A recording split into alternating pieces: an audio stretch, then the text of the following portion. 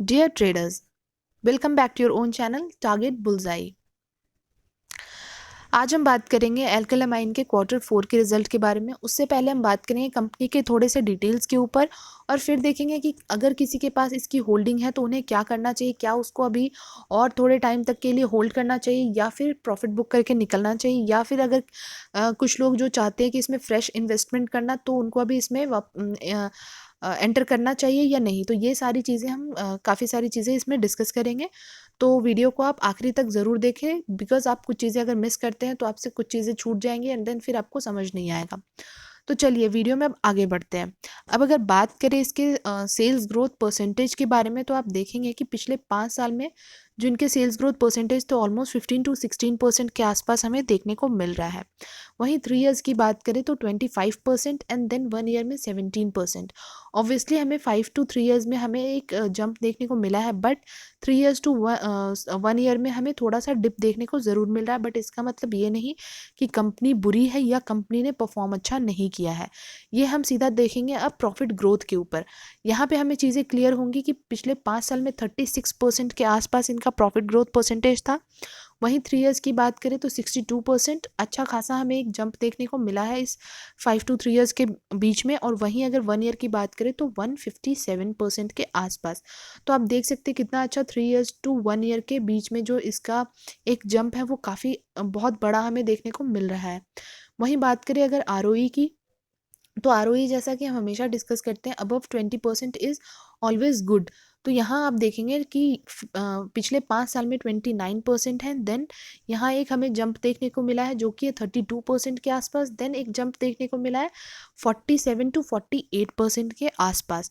तो हम देख सकते हैं आरओई भी कितना अच्छा मेंटेन किया है इस कंपनी ने। वहीं अगर आरओसीई की बात करते हैं तो आरओसीई भी हमें देखने को मिलेंगे 30%, देन एक जंप 33%, देन एक जंप 46 to 47%।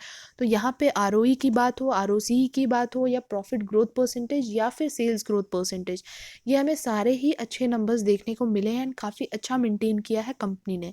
वहीं अगर डेट की बात करें तो company is almost debt free. अब चलते हैं कंपनी के और भी डिटेल के ऊपर और वहाँ पे देखते हैं कि कंपनी के बाकी परफॉर्मेंसेस कैसे रहे। अगर इस कंपनी के शेयर होल्डिंग पैटर्न पे भी एक बार नज़र डालें तो देखेंगे कि प्रमोटर्स की जो होल्डिंग है उसको काफ़ी अच्छे से मेंटेन किया है प्रमोटर्स ने इस चार क्वार्टर में, फ्रॉम जून 20 टू मार्च 21।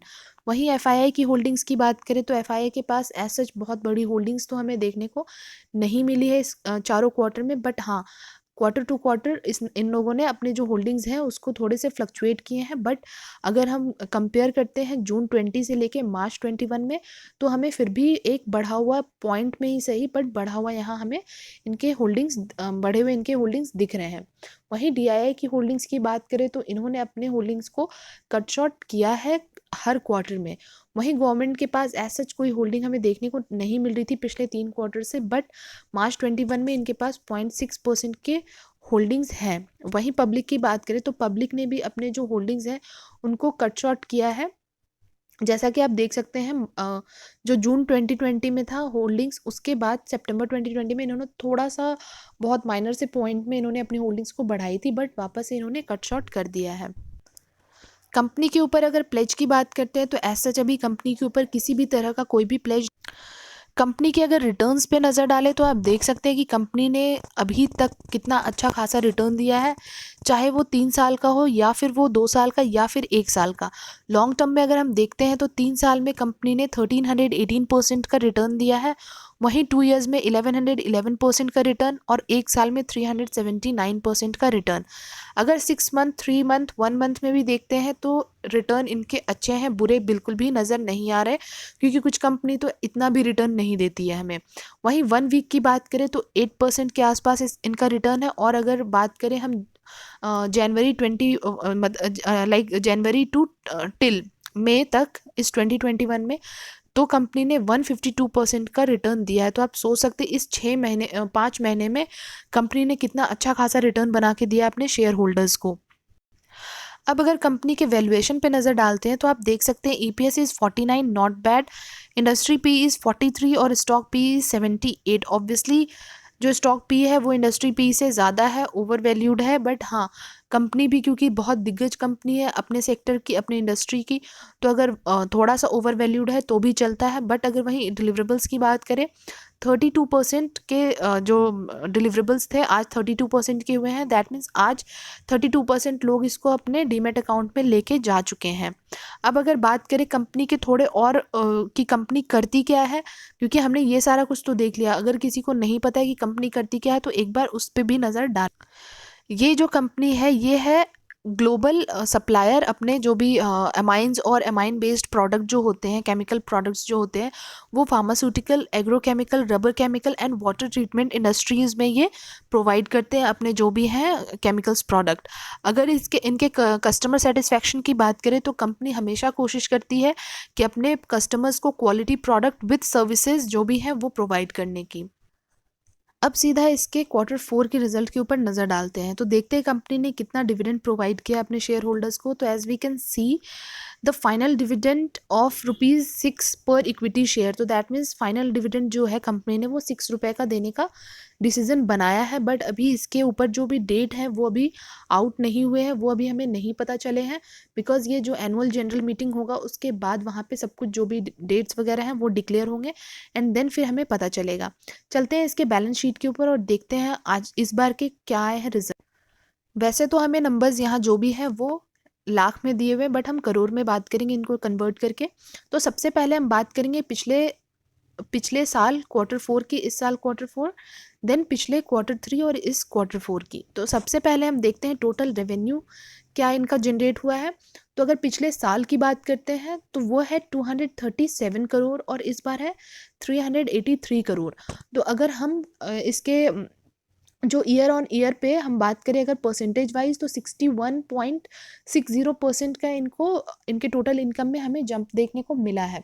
वहीं अगर बात करते हैं हम इनके क्वार्टरली बेसिस पे, तो 325 करोड़ का इनका इनकम हुआ था जनरेट पिछले क्वार्टर, इस बार है 383 करोड़। तो अगर क्वार्टर बेसिस पे बात करते हैं तो यहाँ पे ऑलमोस्ट 17 to 18% के आसपास इनके जो रेवेन्यू में हमें जंप देखने को मिला है।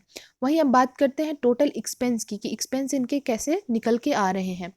तो अगर एक्सपेंस हम यहाँ पे देखते हैं 1 सेकेंड, तो यहाँ पे आपको देखने को मिलेंगे 176 करोड़ पिछले ईयर था, 176 करोड़, इस बार है 257 करोड़। तो आप देख सकते हैं यहाँ पे इनके जो खर्चे हैं वो भी हमें बढ़े हुए दिख रहे हैं। वहीं क्वार्टरली बेसिस पे भी खर्चे हमें बढ़े हुए दिख रहे हैं, जो कि 209 करोड़ का पिछली बार और इस बार है 257 करोड़ का। अब एक बार इसके जो net profit for the period है वो भी हम देख लेते हैं। अब यहाँ पे नज़र डालते हैं इनके जो net profit for the period है। तो पिछले बार जो इनका नेट प्रॉफिट निकल के आ रहा था वो था 49 करोड़ के आसपास, इस बार जो है वो है 92 करोड़ के आसपास। तो आप जैसा कि देख सकते हैं ईयर ऑन ईयर बेसिस के ऊपर बात करते हैं तो 87 to 88% के आसपास इनके नेट प्रॉफिट में हमें जंप देखने को मिला है। वहीं क्वार्टरली बेसिस पे बात करें तो 84 करोड़ का था पिछले क्वार्टर पे और इस बार है 92 करोड़। तो 9.52% के आसपास हमें यहाँ पे नेट प्रॉफिट में भी जंप देखने को मिल रहा है, जो कि अच्छा खासा है। एंड कंपनी ने दोनों ही हिसाब से दोनों ही उस पर काफ़ी अच्छा परफॉर्म किया है। अब इसके हम EPS पे भी नज़र डालें तो EPS हमें देखने को मिल रहा है, पिछले साल जो था वो 24 था, यहाँ पे 45 है इस बार। और क्वार्टरली बेसिस पे बात करें तो पिछले क्वार्टर 41 था और इस क्वार्टर 45 है। तो हमने जैसा कि देखा ओवरऑल अगर हम रिजल्ट की बात करते हैं तो कंपनी ने बहुत अच्छा परफॉर्म किया है। नेट प्रॉफिट हो या फिर टोटल इनकम के बारे में हो तो काफ़ी अच्छा परफॉर्म किया कंपनी ने क्वार्टरली बेसिस पे भी and year on year basis पे भी। एक बार इनके चार्ट पे भी नज़र डालते हैं कि कैसा रहा है आज का कारोबार और कैसा हो सकता है आने वाले टाइम में।